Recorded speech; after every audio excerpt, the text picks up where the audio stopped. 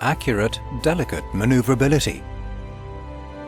The Arocs offers delicate maneuvering through its light, direct and highly accurate steering with improved steering kinematics. And for jobs that involve particularly large front axle loads, there's hydraulic servo-twin steering. This comes as standard with most 4-axle vehicles. Servo-twin offers power-assisted steering that's linked to the vehicle speed. When the vehicle is at a standstill or moving at low speeds, it ensures easy steerability, while at higher speeds it provides improved straight-line stability and increased directional stability.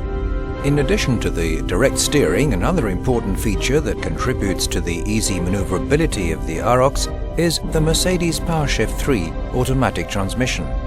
Supplied as standard, it has a variety of different transmission modes and additional functions. For example, the crawl function, which allows highly accurate maneuvering and is controlled using only the brake pedal. The fact that the reverse gear is accessed directly from first gear also makes maneuvering easier. For situations that demand reversing over greater distances, the Arocs comes equipped with a total of 4 reverse gears. 2 of the 4 reverse gears are high-speed gears.